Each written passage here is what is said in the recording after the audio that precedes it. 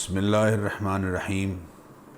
معزز ناظرین، آج الحمدللہ رمضان مبارک کا تیسرا دن ہے اور ہم قرآن کریم کے تیسرے پارے کے مضامین کا اللہ کی توفیق سے جائزہ لیں گے۔ قرآن کریم کے تیسرے پارے میں سورہ بقرہ کی 33 آیات اور سورہ آل عمران کی 91 آیات ہیں۔ گویا یوں سمجھ لیجئے کہ 124 آیات پر اللہ تعالیٰ کی مہربانی سے آج گفتگو ہوگی۔ تیسرے پارے میں 124 آیات ہیں اور 17 رکوع ہیں۔ پہلے رکوع کا آغاز یعنی پارے کا آغاز انبیاء علیہم الصلاۃ والتسلیمات کے شرف اور ان کی فضیلت کے بیان سے ہو رہا ہے۔ انبیاء علیہم الصلاۃ والتسلیمات اللہ تعالیٰ کے چنے ہوئے افراد۔ قرآن کریم میں اللہ تعالیٰ نے ارشاد فرمایا کہ وَإِنَّهُمْ عِنْدَنَا لَمِنَ الْمُصْطَفَيْنَ الْأَخْيَارِ، یہ ہمارے چنے ہوئے اور پسندیدہ ہستیاں اور لوگ ہیں۔ ایک جگہ ارشاد فرمایا وَكُلًّا فَضَّلْنَا عَلَى الْعَالَمِينَ، ہم نے سارے جہانوں پر انہیں فضیلت اور شرف عطا فرمایا ہے۔ ایک جگہ ارشاد فرمایا اللہ یصطفی من الملائکۃ رسلا ومن الناس، اللہ تعالیٰ انسانوں میں سے جنہیں چاہتا ہے منصب نبوت و رسالت کے لیے چن لیتا ہے۔ یہاں ارشاد فرمایا تلک الرسل فضلنا بعضهم علی بعض، یہ انبیاء علیہم الصلاۃ والتسلیمات اور رسولوں کی جو جماعت ہے ان میں سے بعض کو ہم نے بعض پر فضیلت عطا فرمائی ہے۔ بعض علماء نے نبی اور رسول میں یہ فرق کیا ہے کہ انبیاء علیہم الصلاۃ والتسلیمات قریباً 1,24,000 کم و بیش تشریف لائے، ان میں سے 315 رسول ہیں جو صاحبان شریعت ہیں۔ ان کے بارے میں فرمایا منہم من کلم اللہ ورفع بعضهم درجات، بعض ایسے ہیں کہ جن سے اللہ تعالیٰ نے کلام کیا، جیسے سیدنا موسیٰ علیہ السلام جن کا لقب بھی کلیم اللہ ہے، جن سے پس پردہ اللہ تعالیٰ نے گفتگو فرمائی۔ اور ورفع بعضهم درجات، پھر بعض کو بعض پر مزید فضیلت عطا فرمائی گئی، اور ان میں سے سب سے افضل، اکمل، اشرف، اجمل اور سب سے بلند مرتبے والی ہستی سیدنا حضرت محمد الرسول اللہ صلی اللہ علیہ وسلم کی ذات کریمہ ہے۔ حضرت عیسیٰ علیہ السلام کا خاص طور پر ذکر فرمایا کہ وَآتَيْنَا عِيسَى ابْنَ مَرْيَمَ الْبَيِّنَاتِ وَأَيَّدْنَاهُ بِرُوحِ الْقُدُسِ، کہ عیسیٰ ابن مریم سلام اللہ علیہ پر ہم نے بہت خاص انعام فرمائے اور انہیں معجزات عطا فرمائے، اور حضرت جبریل امین کو ان کے ساتھ ان کی تائید کے لیے رکھا۔ یہ آغاز ہے اس پارے کا، اور یوں کہہ لیجئے کہ پہلے رکوع میں اللہ تعالیٰ نے اسی بات کو بیان فرمایا ہے، اور دوسرے رکوع کا آغاز یا ایھا الذین آمنوا سے ہے۔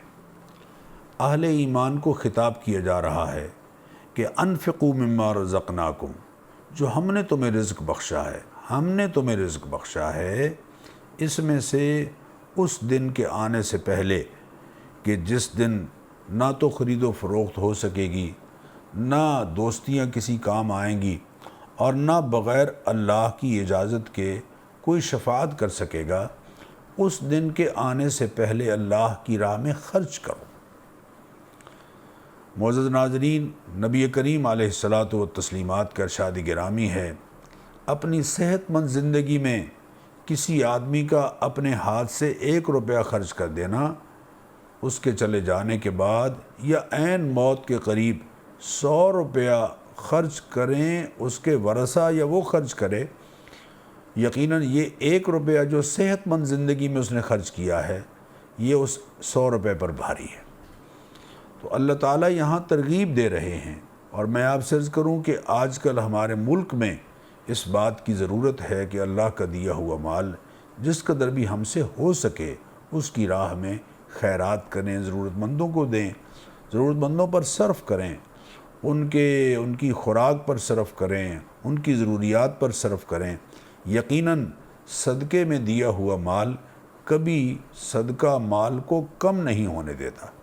نبی کریم علیہ الصلاۃ والتسلیمات نے ارشاد فرمایا، چند باتیں ایسی ہیں کہ جن پر میں قسم کھا سکتا ہوں، ان میں سے ایک ہے کہ ما نقص مال عبد من صدقۃ، صدقہ کرنے سے کسی کا مال کم نہیں ہوتا۔ اس کے بعد پھر دوسرے رکوع میں جو آیہ کریمہ ہے جسے ہم آیت الکرسی کہتے ہیں، اور یہ قرآن کریم کی اعظم ترین آیات میں سے ہے۔ اللہ کی توحید کا جس قدر بیان اس آیت میں ہے، قرآن کریم کی کسی اور آیت میں نہیں۔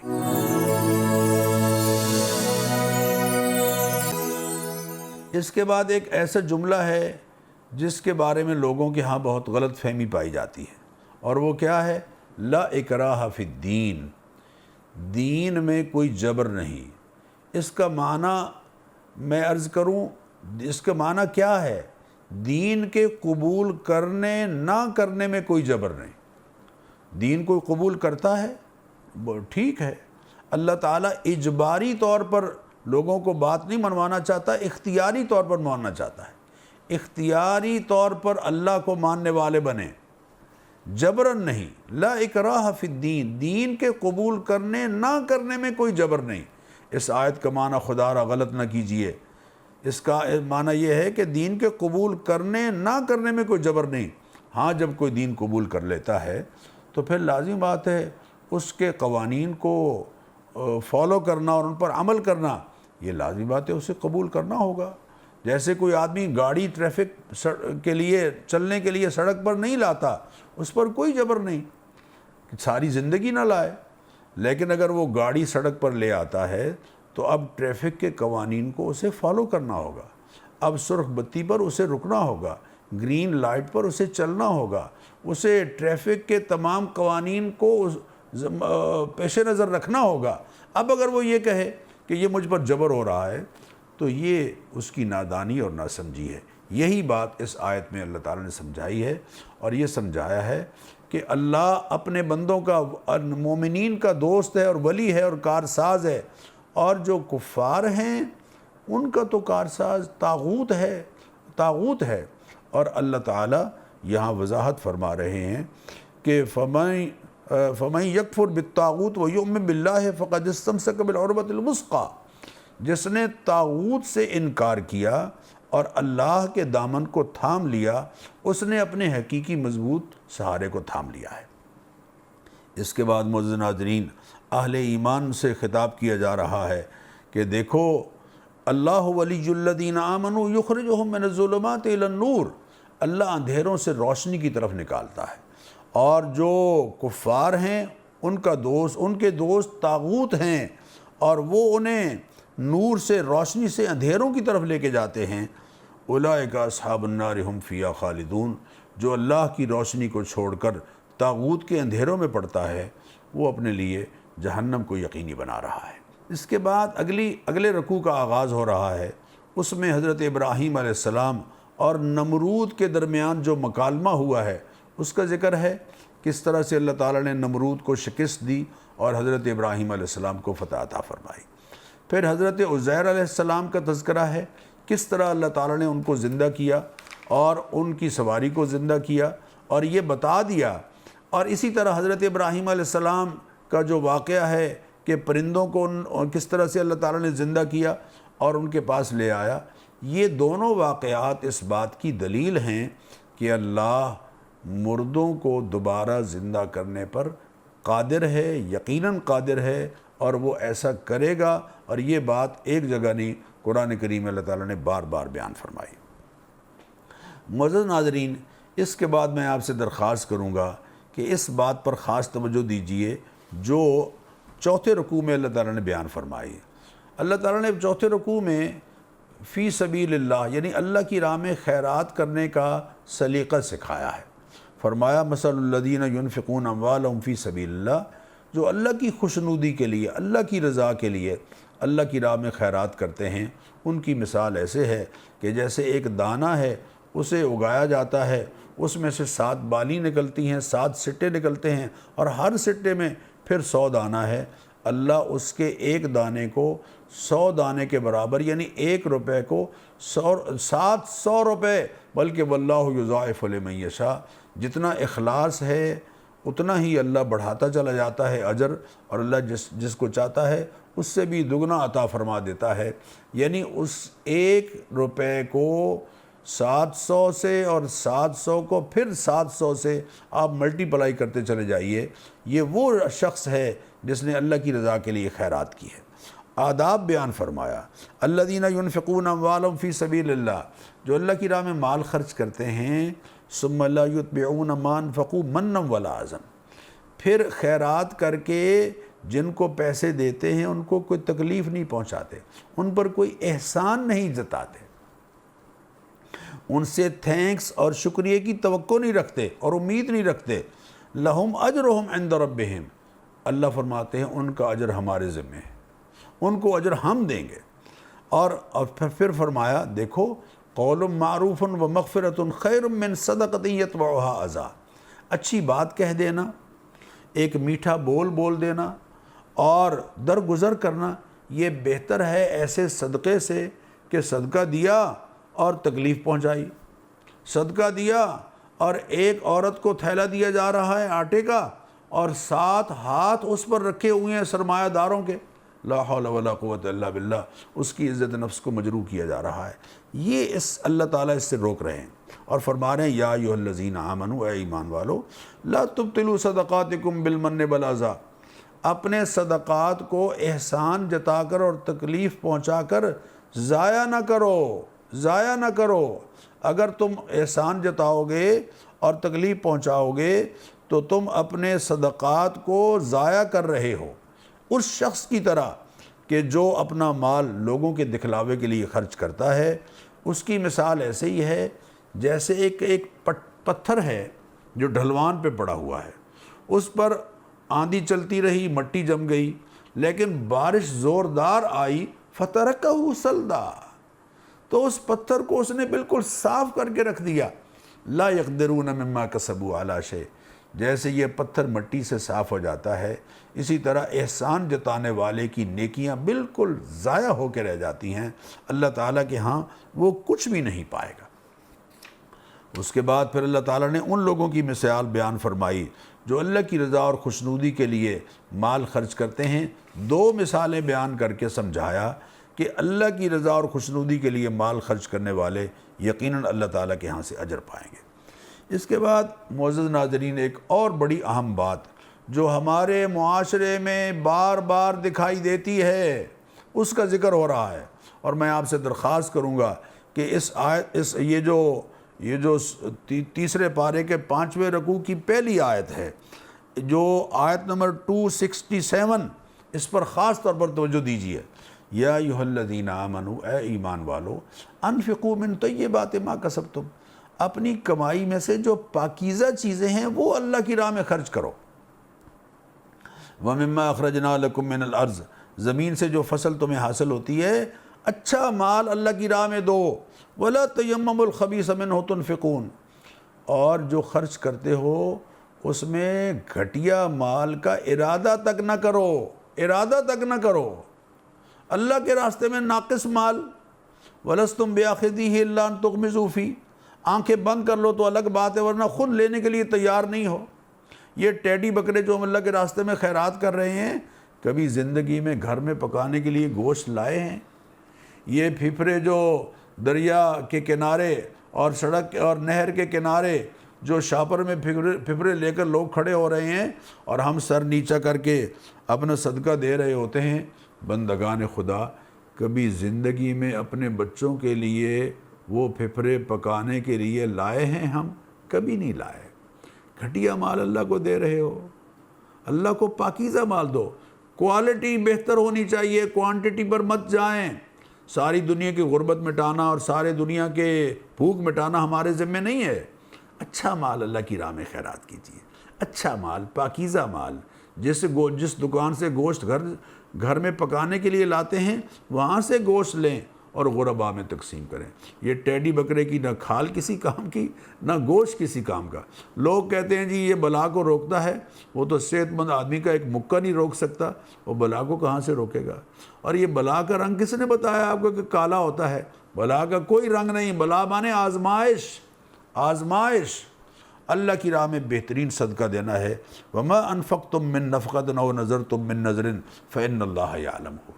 جو تم خیرات کرتے ہو یا جو منت مانتے ہو، اللہ تعالیٰ اسے اچھی طرح سے جانتے ہیں کہ تمہاری نیت کیا ہے۔ اور وَمَا تُنفِقُوا مِن خَيْرٍ فَلِأَنفُسِكُمْ، جو تم خرچ کرو گے اس کا فائدہ تمہیں کو ہوگا۔ وَمَا تُنفِقُونَ إِلَّا ابْتِغَاءَ وَجْهِ اللَّهِ، اور دیکھو اللہ کی رضا اور خوشنودی کے لیے خرچ کرنا ہے۔ وَمَا تُنفِقُوا مِن خَيْرٍ يُوَفَّ إِلَيْكُمْ، جو اللہ کی راہ میں خیرات کرو گے پورا پورا اللہ تمہیں عطا فرمائیں گے، تمہاری حق تلفی نہیں ہوگی۔ دنیا میں بھی عطا فرما دیتے ہیں، صدقہ کرنے سے مال بڑھتا ہے، کم نہیں ہوتا، اور آخرت میں تو یقیناً اللہ تعالیٰ بے پایہ عطا فرمائیں گے۔ یہ بڑی اہم بات ہے۔ اس کے بعد اللہ تعالیٰ نے ارشاد فرمایا کہ جو معاشرے کے سفید پوش ہیں، جو لوگوں کے سامنے لپٹ لپٹ کر سوال نہیں کرتے، ان کا بھی خیال کرو، ان کا بھی خیال کرو، ان کی مدد کرو، ان کی نصرت کرو۔ اور جو لوگ اللہ کی راہ میں دن رات چھپ کر یا اعلانیہ طور پر خرچ کرتے ہیں، اللہ تعالیٰ ان کے لیے اجر بیان فرما رہے ہیں۔ معزز ناظرین، اس کے بعد اللہ تعالیٰ سود کی حرمت کا بیان فرما رہے ہیں، اور فرما رہے ہیں جو لوگ سود کھاتے ہیں وہ قیامت کے دن ایسے اٹھیں گے جیسے کوئی دیوانہ ہوتا ہے۔ سود، اللہ فرماتے ہیں یمحق اللہ الربا ویربی الصدقات، سود کو اللہ گھٹاتا ہے اور صدقات میں اللہ صدقات کو بڑھاتا ہے۔ اور اے ایمان والو اتقوا اللہ، اللہ سے ڈرو، وذروا ما بقی من الربا، اور سود کو بالکل چھوڑ دو اگر تم ایمان والے ہو، اور اگر تم باز نہیں آتے فاذنوا بحرب من اللہ ورسولہ، پھر اللہ اور اس کے رسول کے ساتھ جنگ کے لیے تیار ہو جاؤ۔ اللہ اکبر، اللہ اکبر۔ وَإِن تُبْتُمْ فَلَكُمْ رُءُوسُ أَمْوَالِكُمْ، اگر تم توبہ کر لو گے اور سود چھوڑ دو گے تو اصل جو سرمایہ ہے وہ یقیناً تمہارا حق ہے۔ اور پھر بڑی ایک اچھی بات ارشاد فرمائی کہ دیکھو جو تنگ دست لوگ ہیں، اگر وہ قرضہ بر وقت نہیں لوٹا رہے تو ان کو مہلت دو۔ جو شخص قرض مقروض ہے اور واقعتاً وہ جینون طور پر قرض نہیں لوٹا پا رہا، اس کو جو شخص مہلت دیتا ہے تو ہر روز اتنی ہی رقم صدقہ کرنے کا اللہ اس کو ثواب عطا فرماتے ہیں۔ اس کے بعد معزز ناظرین، سب سے بڑی قرآن کریم کی آیت جو معاملات کے بارے میں ہے، معاملات کو دین نے کتنی ترجیح دی ہے، اہمیت دی ہے۔ 25% عبادات ہیں، 75% معاملات ہیں جن کے بارے میں ہمارے دین نے ہدایت دی ہے، 75% معاملات کے بارے میں۔ اور یہ ہے خرید و فروخت اور لین دین کے بارے میں کہ جب کسی کو قرضہ دو اس کو لکھ لیا کرو اور دستاویز تیار کر لیا کرو۔ ہاں، دست بدست جو تم معاملے کر رہے ہو اس میں پیسے ایک دوسرے کو دینے میں یقینی بات ہے کوئی حرج نہیں ہے۔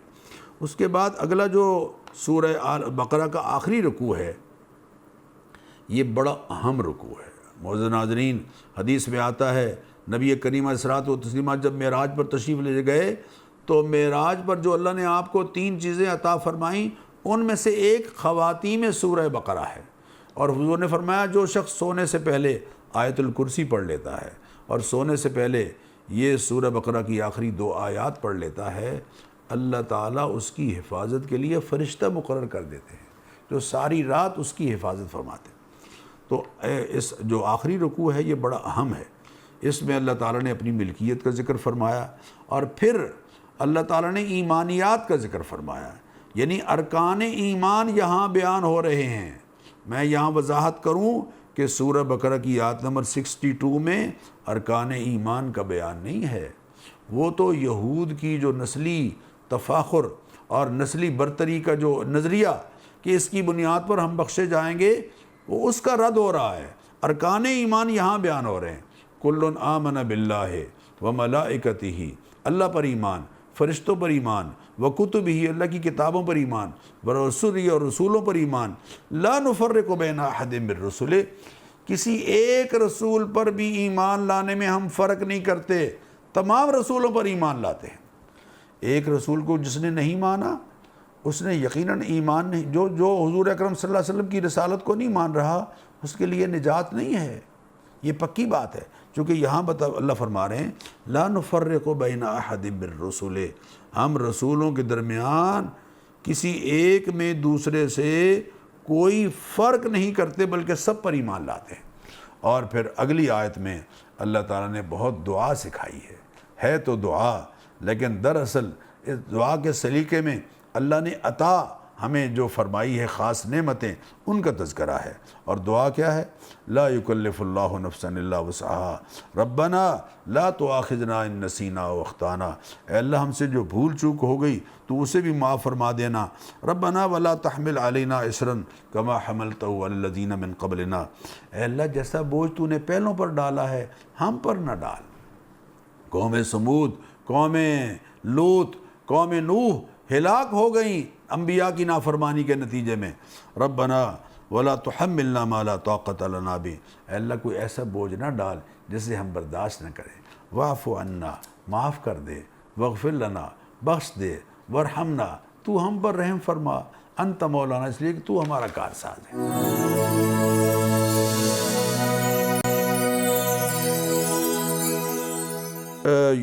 یوم تجد کل نفس ما عملت من خیر محضرا وما عملت من سوء، ایک دن ایسا آنے والا ہے کہ جس دن جو تم نے عمل کیے ہوں گے، نیکی کی ہوگی تو نیکی سامنے لائی جائے گی، اور برائی کی ہوگی تو برائی سامنے لائی جائے گی۔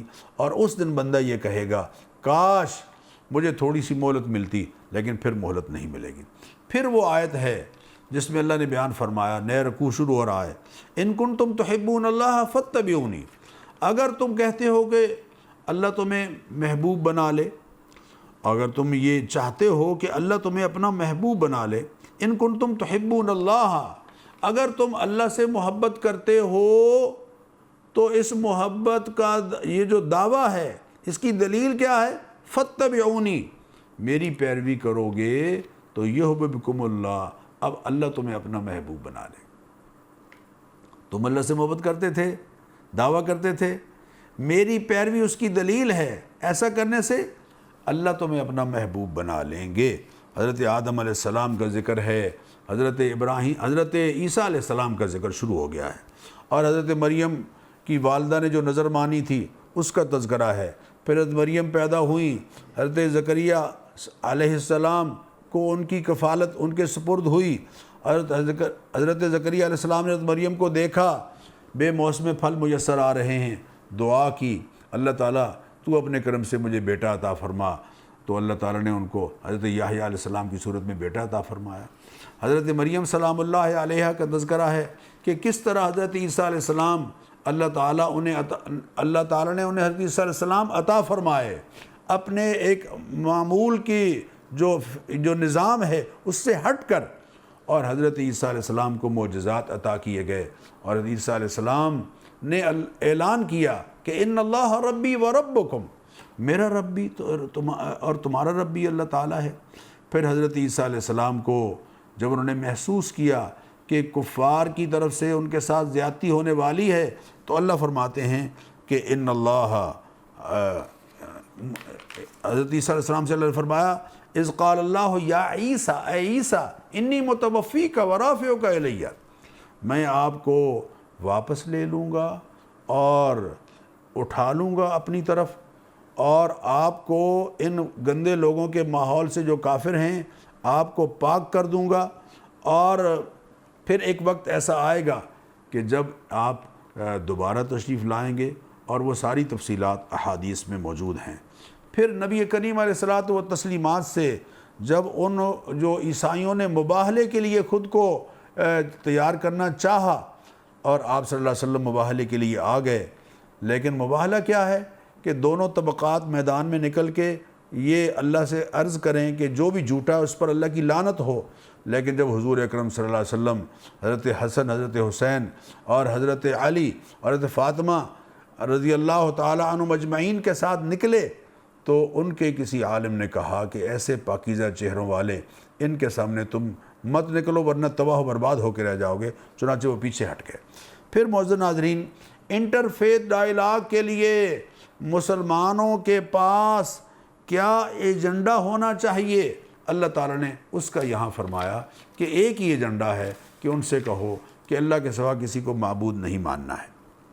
ابراہیم علیہ السلام کے بارے میں وضاحت کی کہ نہ وہ یہودی تھے نہ وہ نصرانی تھے، ولیکن کان حنیفا مسلما، وہ تو کھرے یکسو اللہ تعالیٰ کے فرما بردار اور مسلمان تھے۔ انہوں نے عیسائی اور نہ کبھی انہوں نے شرک وما کان من المشرکین، مشرکین کے ساتھ بھی ان کا کوئی تعلق نہیں تھا۔ اہل کتاب کا تذکرہ کیا ہے کہ وہ بہانے سے چکر چلاتے ہیں کہ کچھ صبح ایمان لاؤ اور شام کو انکار کرو، تاکہ جو سادہ لو مسلمان ہیں وہ ہمارے اس انکار کو ایمان سے انحراف کا سبب سمجھیں اور ذریعہ بنا لیں، لیکن ان کی یہ کوشش یقیناً اللہ تعالیٰ کے ہاں ناکام ہوگی۔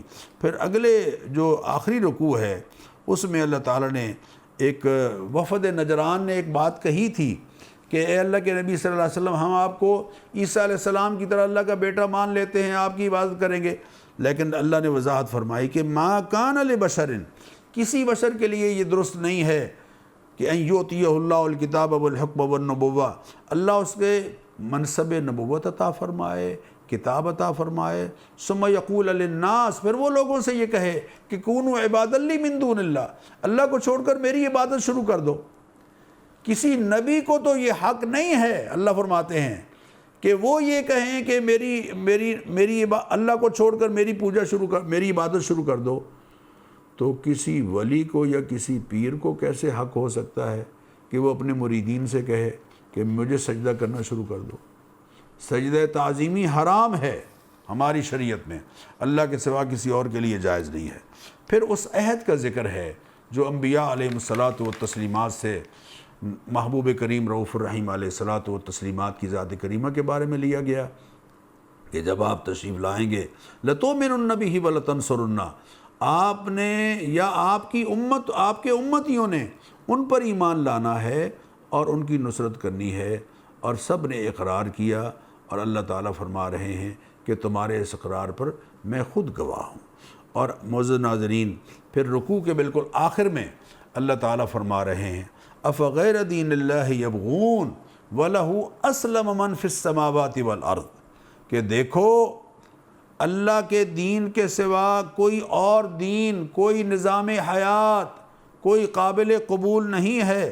وَمَنْ يَبْتَغِ غَيْرَ الْإِسْلَامِ دِينًا فَلَنْ يُقْبَلَ مِنْهُ، جو اسلام کے سوا کسی اور دین کو اختیار کرے گا اللہ تعالیٰ کے ہاں وہ قطعی طور پر قابل قبول نہیں ہوگا۔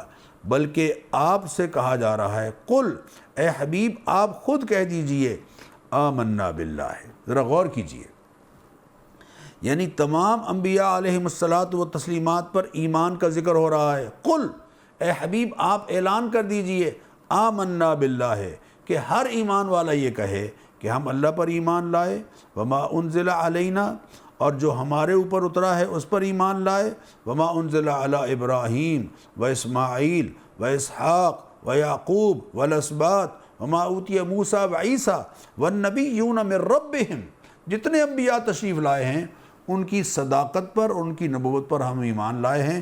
لا نفرق بین احد منہم، کسی ایک پر ایمان لانے میں ہم فرق نہیں کریں گے۔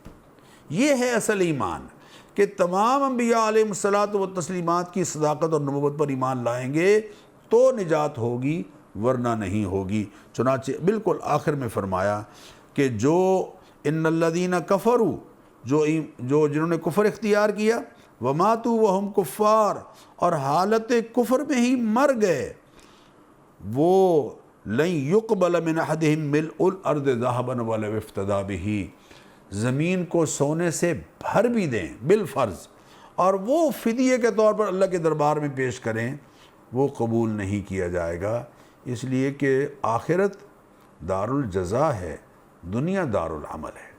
معزز ناظرین، اس دنیا کو جو دار العمل ہے ہم نے اپنے اچھے اعمال سے سجانا ہے تاکہ ہماری آخرت اللہ تعالیٰ کے ہاں اچھی ہو اور ہم اللہ تعالیٰ کے ہاں نجات حاصل کرنے والے ہوں۔